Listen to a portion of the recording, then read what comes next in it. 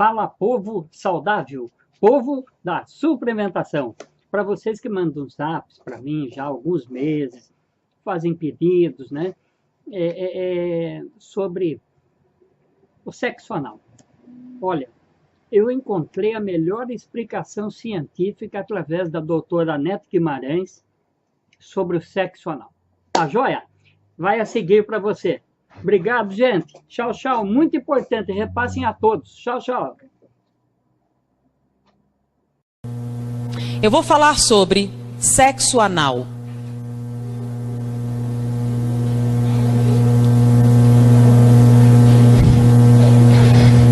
O que vai responder muitas outras perguntas, né?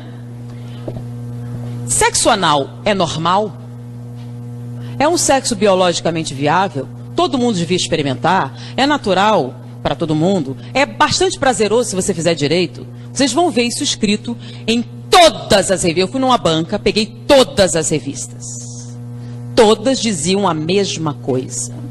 Prática normal, bastante satisfatória, todo mundo devia experimentar, tem uma forma correta de fazer, tudo isso. Todos os sites pornográficos têm contos pornográficos de que essa é uma experiência extraordinária. Que as mulheres gostam muito, têm medo de fazer, mas se fizer vão adorar. E que os homens vão achar o máximo. Tudo isso está escrito. Se vocês forem agora para uma banca de jornal e comprarem, vão encontrar isso, tá bom? Eu, como disse para vocês, trabalhei durante um tempo numa enfermaria de pacientes terminais do vírus da AIDS. Tá? Era o Hospital Gafreguinli, aquele onde morreu o Cazuza. E a enfermaria era a 10ª enfermaria do Gafreguinli, que foi justamente aquela patrocinada por ele. Na época, naquela enfermaria haviam 20 pacientes. Todos eram homossexuais. E quando a gente termina a clínica médica, a gente tem que fazer uma monografia para a conclusão do curso. E como todos os pacientes tinham AIDS, nós escolhemos a AIDS para escrever. Quais as doenças oportunistas que acontecem com o vírus da AIDS? Naquela época não havia o coquetel, o número de doenças oportunistas era muito maior do que era hoje. Então nós pegamos todos os prontuários dos 20 pacientes e pegamos também 100 prontuários de pacientes anteriores. E fizemos a listagem estatísticas das doenças. Em primeiro lugar estava endocardite bacteriana. Todos os 120 pacientes que nós escolhemos eram portadores de endocardite bacteriana. Era a colonização das válvulas cardíacas por bactérias. Então nós colocamos, primeiro da lista, endocardite bacteriana. Segundo lugar, aí tinha pneumociscarine, tinha tuberculose, tinha um monte, aí a gente ficou colocando. Quando a gente foi apresentar para o professor, ele pegou assim, peraí, tá errado. Aí ele riscou de bacteriana. Eu fiquei, mas por quê? Todos... Aí eu falei, faça uma... Eu fui lá, todos tinham. Aí eu fui no outra enfermaria. Todos eles tinham endocardite bacteriana. Poxa, todo aidético tem endocardite bacteriana. É uma doença que vem com a AIDS. Aí eu voltei lá. Bom, todo paciente imunodeprimido produz inicialmente endocardite bacteriana. Ele disse, não. Disse, mas todos os nossos pacientes têm. Ele disse, mandou ir noutra enfermaria com pacientes terminais, com câncer e outras doenças degenerativas. Nenhum deles tinha endocardite bacteriana. Todos estavam imunodeprimidos. Eu fui na área imunológica. Nenhum paciente imunodeprimido tinha endocardite bacteriana. Bom, endocardite bacteriana não é uma complicação daqueles imunodeprimidos. Então é o quê? Aí esse professor me explicou os fatos da vida, não de maneira tão agradável como vou fazer para vocês, né? Então ele me explicou que isto não era decorrente da AIDS, era decorrente do sexo anal. Como assim? Eu não entendi, ele teve que me explicar e não foi muito agradável.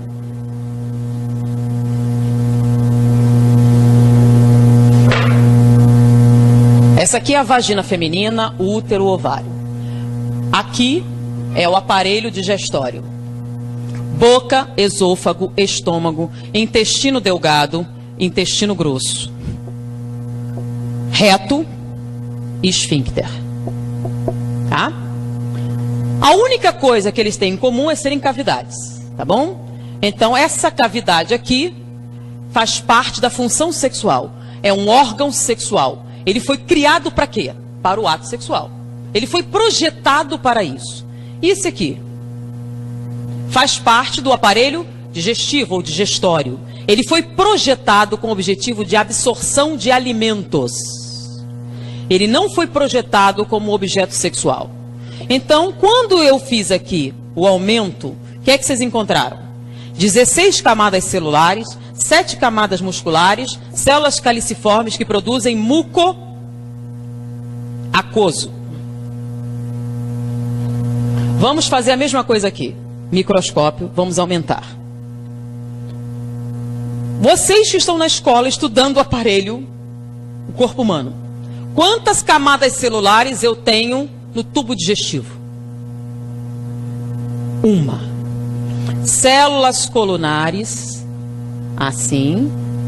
Uma camada com células ciliares no topo, tecido conjuntivo embaixo, tá? E aqui o plexo esplênico, que são aquelas veias que carregam tudo para a veia cava e distribuem para o coração, tá? Eu tenho células caliciformes também, que produzem muco, mas não produzem muco aquoso, produzem muco seroso, com S. O muco seroso tem por função proteger o tubo digestivo dos ácidos estomacais. Quando você faz autópsia, você tem que usar todo um aparato para que você não tenha queimaduras graves com os ácidos estomacais. Se você enfiar seu braço sem proteção no estômago de um cadáver recente, você vai perdê-lo. As queimaduras serão muito intensas. Porque, lembra o que acontece com um bife mastigado no estômago? Vira líquido. É ácido. E bife é carne. É um pedaço de bife do seu braço, naquele ácido vai virar líquido. Então, os ácidos estomacais são altamente corrosivos. Por que não corrói seu estômago? Porque você tem, quando você faz endoscopia, uma camada brilhante que protege o estômago dos ácidos. É o muco seroso. O muco seroso, além de proteger dos ácidos, ele aumenta o atrito. Porque se o alimento passar muito depressa, o que acontece? Diarreia e você morre.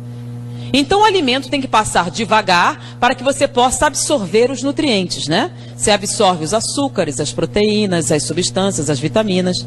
Então o muco seroso aumenta o atrito, enquanto o muco aquoso diminui o atrito. 16 camadas celulares, uma camada celular.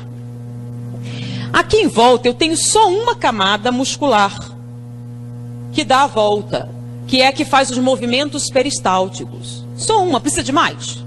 Não, é uma camada que empurra o bolo alimentar ao longo do tubo digestivo. E no final você tem um esfíncter, que é um nervo, que serve o quê? Para reter as fezes. Só isso, não tem outra função. Ele relaxa, você libera. Então, quando você compara os dois, tem comparação possível? Não. Então, quando você atrita aqui, não tem nenhum problema. Quando atrita aqui, o que acontece? O que acontece no ato sexual? Atrito. Intenso. Quando você atrita, se você for fazer uma cirurgia e correr o risco de abrir o intestino, qual a preparação pré-operatória? Vocês não são tudo criancinha, né? Tem uma noção. Você não pode entrar na internet. Você vai tomar um comprimido laxante para eliminar o máximo de fezes. Você vai tomar antibióticos para matar as bactérias. Você vai fazer uma lavagem intestinal até a água sair limpa. E a última lavagem é com antibióticos. Porque se cortar e essas bactérias entrarem com o meio interno, você vai morrer de septicemia. Então eles vão limpar tudo. Durante o sexo anal, você faz lavagem intestinal antes? Não. Então é um ambiente altamente contaminado. Quando você fizer atrito, só tem uma camada celular. Você vai romper e vai sangrar. Com a ruptura e o sangramento, o que você vai jogar aqui? As bactérias presentes nessa luz, que são Escherichia coli, se você tiver sorte. E outras mais patogênicas, se você não tiver. Em volta daqui, nós temos linfonodos. São aqueles famosos da AIDS, né? Esses linfonodos, quando vêm essas bactérias, aumentam de tamanho. Aí você começa a ter uma granulação. Daí a incidência maior durante daqueles que têm hemorroidas, crescimento e dilatação de muitas veias da região e dificuldades gerais nessa musculatura. Essa ruptura constante faz com que essas bactérias superem a ação dos linfonodos e caiam na corrente sanguínea. O que tem que ir logo atrás do intestino? O intestino absorve os nutrientes, certo? E depois você tem que espalhar ele para o corpo. Então o plexo esplênico cai aonde? Veia cava. E a veia cava vai para onde? Direto para o coração. Então essas bactérias das fezes caem no coração e colonizam as válvulas cardíacas, provocando endocardite bacteriana. Então não é a AIDS que provoca endocardite bacteriana, é a prática do sexo anal. Isso só acontece com homossexuais? Não, com heterossexuais também, que pratiquem o sexo anal, a probabilidade de endocardite bacteriana se torna proporcionalmente aumentada de acordo com o nível de prática. Com os homossexuais a incidência é maior porque é a única prática sexual, tá? Então a incidência é bem maior. Por isso todos os pacientes homossexuais tenham endocardite bacteriana. Com a AIDS a endocardite evoluía para pericardite e nós tínhamos que fazer punção pericárdia, tirar o líquido inflamatório do coração. Senão eles morreriam por asfixia, por contrição cardíaca. Além disso, é muito comum a insuficiência cardíaca entre homossexuais mais idosos, que a incidência chega a 68%, diferente da população normal, que é de 8%. Além disso, essa lesão constante provoca alteração da morfologia dessas células, provocando displasia. Displasia rima com neoplasia. A incidência de câncer retal na população é de 3 a 4%. Entre os homossexuais chega a 32%. Então há uma relação direta com a prática do sexo anal e com a incidência de câncer retal. Além disso, a mulher não tem terminais nervosos de sensibilidade nesta área. Então ela não sente absolutamente nada com a prática do sexo anal, a não ser o sofrimento físico, a dor, a não ser que ela compre anestésicos, que são medicações inibitórias da sensibilidade para a prática do sexo anal, e compre lubrificantes artificiais para neutralizar o muco seroso e permitir que esse acesso faça com mínimas lesões.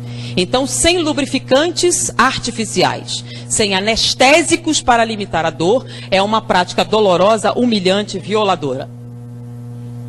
Sendo que ela tem um órgão próprio para isso. Por que um homem teria que submetê-la a esse tipo de atividade se não fosse por sadismo?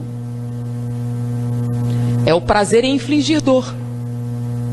Porque ele aprendeu nos contos pornográficos que se você tratar ela com a brutalidade necessária, você conseguirá que ela tenha prazer. No homossexual, existe até pelo menos uma desculpa. Aqui, encostado, nós temos a próstata. Tanto que o exame de próstata é retal. A próstata se encosta aqui, mas vamos fazer um aumento aqui.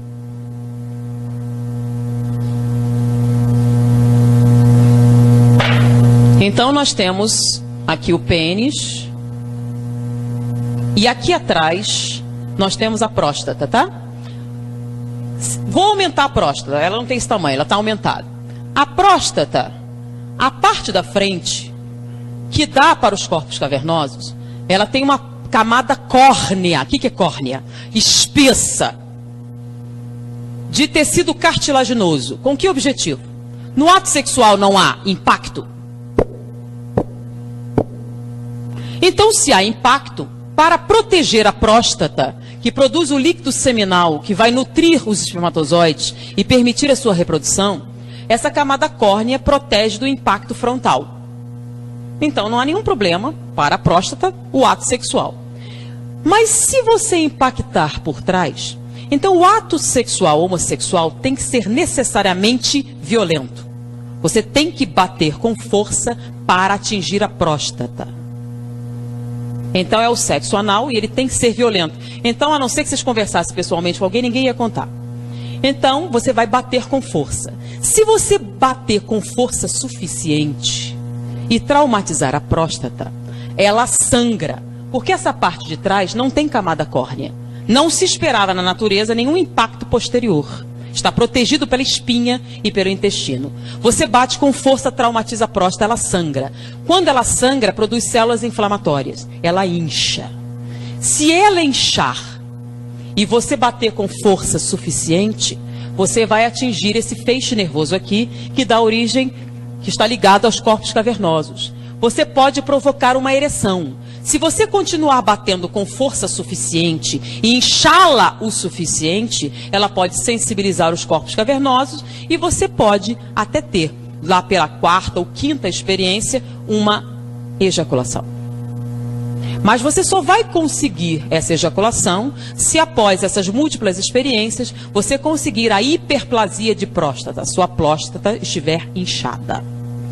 Com o passar do tempo e esses múltiplos traumatismos da próstata, ela começa a produzir células displásicas também.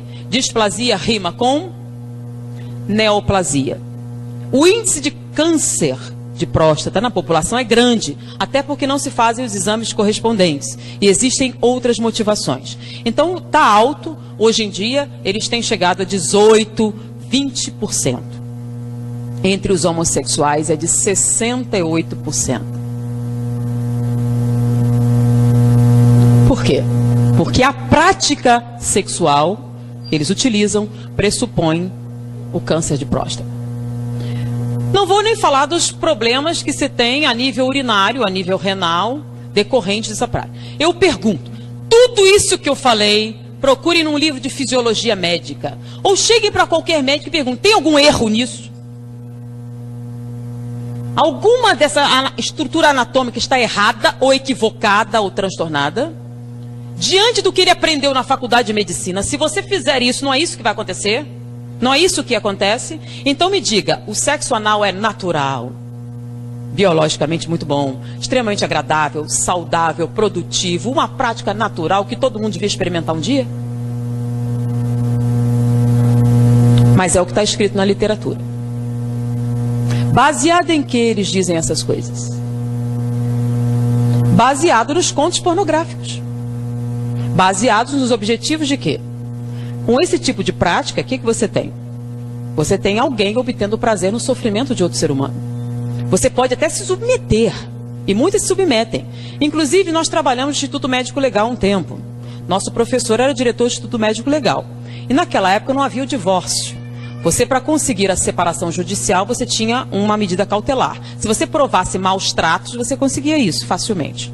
Então, muitas mulheres chegavam falando sobre o abuso. Muitas delas iam preferir o sexo anal, porque nessa situação, como ele queria que ela fizesse isso, e já era um sofrimento, ele era menos brutal.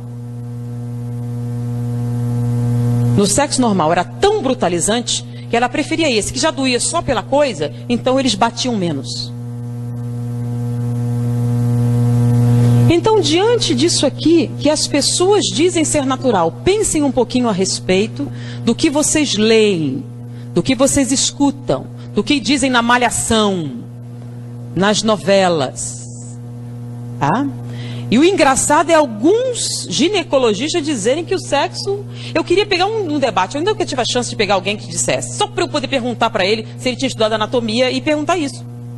Eu queria saber como é que ele ia responder. Tá?